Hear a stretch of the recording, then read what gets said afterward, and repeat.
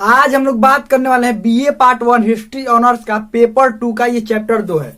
Chapter 2 का भाग 2 तक बहुत अच्छे से पढ़ लिए हैं। ये भाग 3 है। अगर भाग 2 तक नहीं देखा है आपने तो लिंक डिस्क्रिप्शन में होगा, प्लेलिस्ट का, वहां देख सकते हैं या प्लेलिस्ट में जाकर देख सकते हैं। और बीए पार्ट 1 हिस्ट्री ऑनर्स का पेपर 1 पूरी अच्छी तरह से कंप्लीट हो गया है। उसका सभी चैप्टर भी कंप्लीट हो गया। अगर पेपर 1 नहीं देखा है आपने तो उसका भी लिंक डिस्क्रिप्शन में दिया गया, प्लेलिस्ट का, वहां देख सकते हैं, प्लेलिस्ट में जाकर देख सकते हैं। तो चलिए हम लोग शुरू करते हैं। ये चैप्टर 2 का ये भाग 3 है। हम लोग क्या पढ़ रहे थे इसमें? यूरोप में पुनः जागरण पढ़ रहे थे। यूरोप में पुनः जागरण कैसे हुआ, क्या हुआ, कौन कौन इसके कारण थे, क्या थे, सब पूरे डिटेल में पढ़ लिए थे। और कौन कौन क्षेत्र में पुनः जागरण हुआ, आज ये चैप्टर पूरी तरह से कंप्लीट हो जाएगा। एक और बात समझिए, ये चैप्टर आज पूरा अच्छा तरह से कंप्लीट हो जाएगा और इसके बाद इसका ऑब्जेक्टिव क्वेश्चन हम लोग देखेंगे।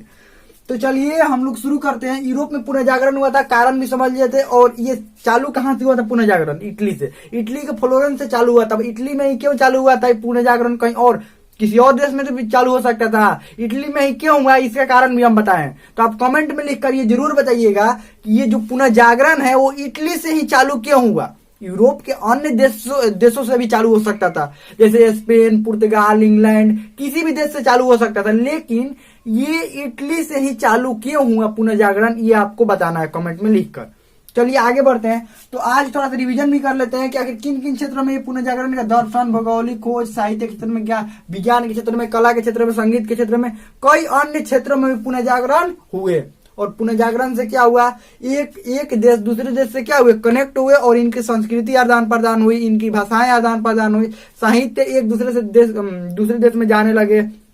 और उसके बाद एक देश का ज्ञान दूसरे देश में जाने लगे। जैसे हम लोगों का ज्ञान जो है, हम लोगों का जीरो का जो आविष्कार हुआ था, जीरो और दशमलव का आविष्कार हुआ, भारत का जो ज्ञान था, जीरो का ज्ञान, ये पूरे विश्व में फैला। कैसे फैला? पुनः जागरण के कारण ही। पुनः जागरण के कारण ही एक देश से दूसरे देश जब आदान प्रदान होने लगा साहित्य, तो इन साहित्यों से ही ये जीरो हो गया या कोई भी और भी बहुत सारी चीज यूरोप से हमारे देश में आए और हमारे देश से कहां पर गए? यूरोप में गए। तो चलिए अब पुनः जागरण का आखिर प्रभाव क्या हुआ, थोड़ा सा प्रभाव देख लेते हैं और प्रसार कैसे हुआ पुनः जागरण का।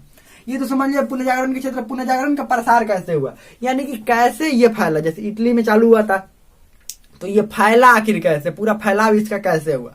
तो इटली में चालू हुआ था ये पुनः जागरण। इटली से होते हुए ये कहां पर? इंग्लैंड, पुर्तगाल, स्पेन, फ्रांस, रूस, ये सारे जगह होते हुए अब एशिया में एंट्री करके, आप देखिए इंग्लैंड ने प्रवेश किया, पुर्तगाल में, स्पेन के लोगों को ये सब किसके संपर्क में थे? इटली के संपर्क में थे। तो इटली से इन देशों में पहुंचा, इंग्लैंड में, पुर्तगाल में, स्पेन में, फ्रांस में, रूस में पहुंचा। ठीक है, पुनः जागरण। और उसके बाद जब पुर्तगाली नाविक खोज करने लगे, किसका? भारत का खोज कर लिए, स्पेन वाले भी पहुंच गए, इंग्लैंड वाले भी जब भारत में पहुंच गए तो ये क्या हुआ, अब ये पुनः जागरण कहां पर पहुंच गया? भारत में। यानी कि इटली वालों से इनके पास पहुंचा, इनके पास से भारत में। और एक बात, पुनः जागरण कोई सामान नहीं है जो पहुंच रहा है इधर से उधर, वो एक विचार है। कोई काम देखे हैं कि कोई दूसरे को देखकर काम किया जाता है। मान लीजिए कोई भी गांव में एक आदमी ने गाड़ी खरीदा तो दूसरा आदमी भी देखकर उसका क्या करेगा? गाड़ी खरीदेगा। तो एक गाड़ी खरीदने में और गाड़ी चलाने में बहुत ज्यादा फायदा है। या कोई भी तो उस गाड़ी को सभी लोग खरीदने लगते हैं। या कोई फसल उपजाता है कोई किसान और उस फसल में उसको बहुत फायदा होता है, तो आसपास के किसान देखकर उसी फसल को क्या करने लगते हैं? उपजाने लगते हैं। तो वैसे ही पुनः जागरण भी था। पुनः जागरण के इटली में हुआ और इटली का विकास होने लगा तो इंग्लैंड वालों ने देखकर अपने यहाँ भी पुनः जागरण किया। और पुनः जागरण कोई काम नहीं है। पुनः जागरण का मतलब दर्शन के क्षेत्र में, भौगोलिक खोज, साहित्य के क्षेत्र में, विज्ञान के क्षेत्र में आविष्कार करना सब शुरू कर दिया। और दूसरे देश का साहित्य भी अपने देश में लेकर आने लगा, अपने देश का साहित्य भी दूसरे देश में लेकर जाने लगा। यही पुनः जागरण था। पुनः जागरण कोई सामान नहीं था कि एक जगह से उठाकर दूसरे जगह तीसरे जगह नहीं। पुनः जागरण का मतलब ये था कि इंग्लैंड वालों ने देखा कि इटली में इतने अच्छे दर्शन की रचना हो रही है, इतने ज्ञान विज्ञान के क्षेत्र में बढ़ावा मिल रहा है, तो हम लोग भी ज्ञान विज्ञान के क्षेत्र में लोगों को बढ़ावा दें, नाविकों को बढ़ावा दें, ताकि हमारे यहाँ भी विकास हो। ये लोग भी वैसे ही किए, पुर्तगाल वालों ने भी ऐसे ही किए और दूसरे देश के साहित्य लाकर पढ़ने लगे और समझने लगे, जिसके कारण पुनः जागरण यहाँ पर हुआ। यहाँ से फिर भारत में पुनः जागरण हुआ। मतलब यूरोप से यूरोप से एशिया, अफ्रीका, सारे जगहों पर ये पुनर्जागरण फैल गया। और फैलने का यानी कि प्रसार हो गया, इसका क्या हुआ, फैलाव हुआ। क्योंकि पुनर्जागरण अच्छा तो सभी लोग देख रहे थे, पुनर्जागरण होने के कारण क्या हो रहा है, वृद्धि विकास हो रहा है देश का, इसीलिए सभी लोग चाहते थे पुनर्जागरण हो। अब प्रभाव क्या पड़ा, आर्थिक दशा और व्यापार पर क्या प्रभाव पड़ा। पुनर्जागरण के कारण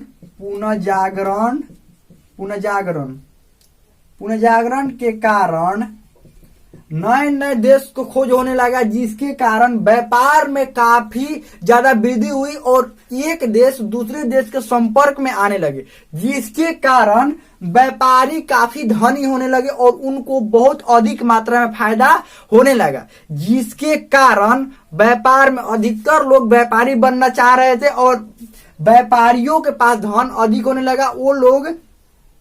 वो लोग विद्वानों को आश्रय देने लगे, क्या करने लगे, विद्वानों को आश्रय देने लगे और व्यापार के क्षेत्र में बहुत ज्यादा वृद्धि हुआ, व्यापार के क्षेत्र में बहुत ज्यादा वृद्धि हुआ। और व्यापारी लोग क्या करते थे, नाविकों को यहाँ पर क्या प्रभाव पड़ा कि व्यापारी नाविकों को बढ़ावा देते थे, और नए देश का खोज करो, और नए देश का खोज करो। व्यापारी खुद नहीं जाते थे, इतना बात समझ लीजिएगा, व्यापारी खुद नाव चलाकर नए देश का खोज नहीं करते थे। किसको देते थे ये पैसा, नाविकों को, कि जाओ नए देश का खोज करो, पैसा देते थे उनको खोज करने के लिए, ध्यान रखिएगा।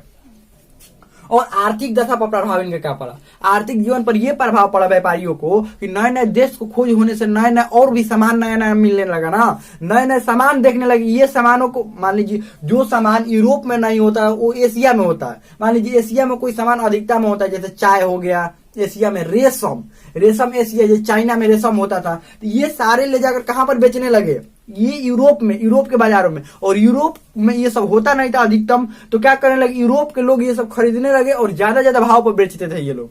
तो इनकी आर्थिक दशा में क्या हुआ, व्यापारियों की आर्थिक दशा में सुधार हुआ और बहुत अधिक धनी होने लगे व्यापारी। ध्यान रखिए, व्यापारी इसीलिए धनी होने लगे क्योंकि एक देश से सामान दूसरे देश लेकर जाते थे और बहुत अधिक मात्रा में क्या करते थे, बेचते थे, अपना फायदा एकदम बहुत अधिक मात्रा में फायदा लेकर क्या करते थे, वो बेचते थे। चलिए आगे बढ़ते हैं, सामाजिक जीवन पर इनका क्या प्रभाव पड़ा।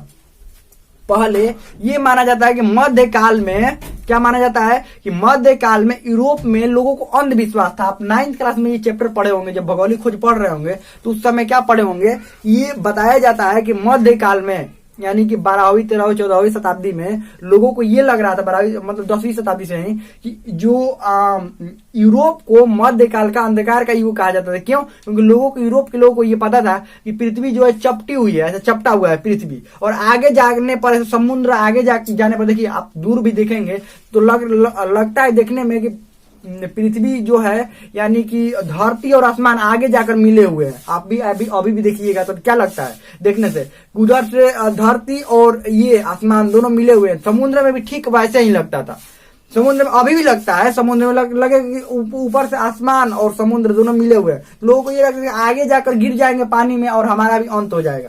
लेकिन पुनर्जागरण के कारण नए नए देशों का जब खोज हुआ ना, और नए नए मैप बनने लगे, मानचित्र बनने लगे, दिशा सूचक के अंतरों का खोज हो गया, नए नए नाव बनाए जाने लगे, जिसके कारण इनका सामाजिक जीवन पर प्रभाव ये हुआ कि इनका अंधविश्वास खत्म हो गया। अब लोगों को पता चल गया कि पृथ्वी क्या है, गोल है और आगे समुद्र में जाकर गिरेंगे नहीं, कहीं पर भी हम यात्रा कर सकते हैं, कुछ भी कर सकते हैं, इसका अंत हम नहीं कर सकते हैं।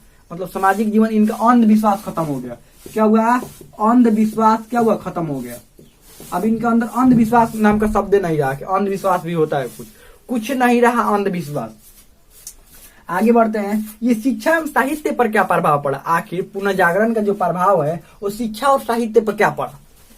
शिक्षा और साहित्य पर पुनर्जागरण के यही प्रभाव पड़ा कि नए नए साहित्यों की रचना होने लगे। लेकिन जो पुराने साहित्य थे, जैसे प्लूटो के साहित्य, और उसके बाद अरस्तु के साहित्य की बात करें, प्लूटो के साहित्य, अरस्तु के साहित्य, इन लोगों के साहित्य जो है वो अलग अलग भाषाओं में ट्रांसलेट किए जाने लगे, और ट्रांसलेट करके सारे जगह पर यूरोप में, एशिया में सारे जगह वितरित किए जाने लगे। वितरित मतलब फ्री में नहीं बांटे जाने लगे। मान लीजिए कोई सुनेगा, देखिए अगर कोई सुनता है कि वो बुक जो है या वो मूवी है, मूवी के बारे में मान लीजिए हम सुनते हैं हम लोग कि वो मूवी बहुत अच्छा है, सब चीज बहुत अच्छा उसमें दिखाया गया, तो क्या करते हैं हम लोग, कभी मन करता है कि मूवी क्या करे, देखे।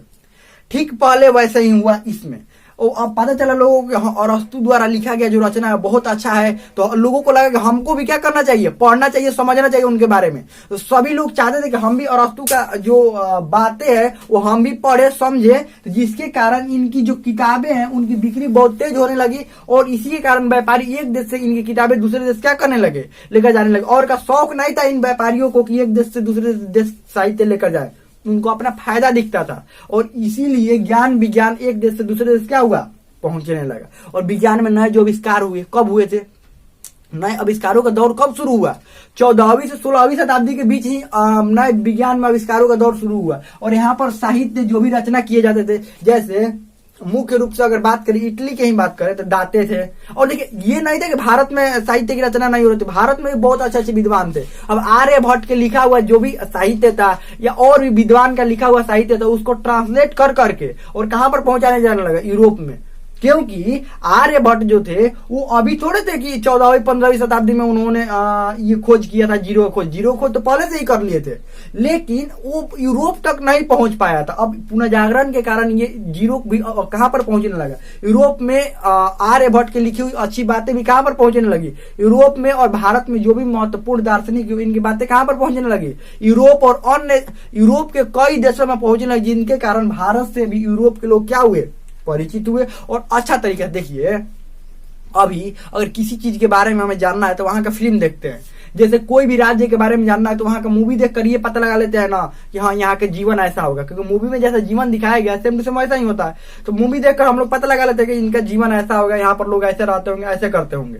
ठीक है, वैसे ही पहले के लोग किताबें पढ़कर वहां के बारे में सब जान लेते थे कि यहाँ के लोग कैसे रहते होंगे, क्या करते होंगे, सब चीज जान लेते थे। तो ध्यान रखिए, इसी तरह भारत जो एशिया का जो साहित्य था वो कहां पर पहुंचे, यूरोप में, और यूरोप का साहित्य एशिया में। आगे बढ़ते हैं, विज्ञान पर क्या सबसे महत्वपूर्ण प्रभाव विज्ञान पर पड़ा, क्योंकि इससे पहले वैज्ञानिक खोज बहुत धीमी गति से चल रहा था। वैज्ञानिक खोज धीमी गति का एकदम सुस्त पड़ा था, नरम कहाँ वैज्ञानिक खोज हो रहा था। लेकिन पुनर्जागरण के बाद 14वीं से 16वीं शताब्दी के बाद इसके अंदर भी और इसके बाद भी बहुत अधिक वैज्ञानिक खोज हुए। आपको पता है कि अधिकतर जो शब्द कहा जाता है कि लैटिन भाषा से ये शब्द लिया गया, लैटिन भाषा से शब्द लिया गया। आखिर क्यों कहा जाता है, क्योंकि विज्ञान के जो भी आविष्कार होते थे वो यूरोप के अधिकतर क्षेत्रों से ही निकलते थे, और उसके बाद यूरोप के अधिकतर क्षेत्रों में लैटिन भाषा क्या थी, फेमस थी, इसीलिए प्रसिद्ध थी। इसीलिए विज्ञान का अधिकतर जो शब्द है वो लैटिन भाषा से, और पुनर्जागरण के कारण नए नए विज्ञान का आविष्कार होने लगा। अब बताइए पुनर्जागरण कारण आविष्कार क्यों होने लगे, क्योंकि व्यापारी कहते थे कि ऐसा मशीन बनाइए, ऐसा सामान बनाइए, हम सामान को जल्दी से जल्दी क्या करें, जो कच्चे सामान है उसको अच्छा से बढ़िया सामान बना दे और कम हमको मजदूर की जरूरत पड़े। वैज्ञानिकों से ये कहते लो पैसा लो, व्यापारी सबको पैसा देते थे, इतना बता लगे। नाविकों को खोज करने के लिए व्यापारी पैसा देते थे, और वैज्ञानिकों को भी खोज करने के लिए व्यापारी लो इतना पैसा ले लो और बढ़िया एगो मशीन बनाओ, ताकि इन लेबरों को, जैसे औद्योगिक क्रांति हुआ ना, औद्योगिक क्रांति क्यों हुआ, इसी कारण हुआ कि लेबर को हमको जरूरत ना पड़े, कम समय में हम सामान ज्यादा बना पाए। तो क्या विज्ञान नए नए आविष्कार होने लगे, नए नए खोज होने लगे, उनको पैसा कौन दे रहा था, ये व्यापारी ही दे रहे थे। ध्यान रखिएगा। तो यही हमें लगता है कि बहुत अच्छा से आपको यूरोप में पुनर्जागरण समझ में आ गया होगा, कारण समझ में आ गया, प्रभाव समझ में आ गया होगा। अब इसमें कोई भी आपको डाउट हो, कोई भी क्वेश्चन हो, आप कमेंट में पूछ सकते हैं। पूरा चैप्टर कंप्लीट हो गया, हमें लगता है बहुत अच्छा समझ में आ गया होगा। इसमें कोई भी डाउट हो, कोई भी क्वेश्चन हो, आप कमेंट में पूछ सकते हैं, मतलब समझ में आ गया होगा।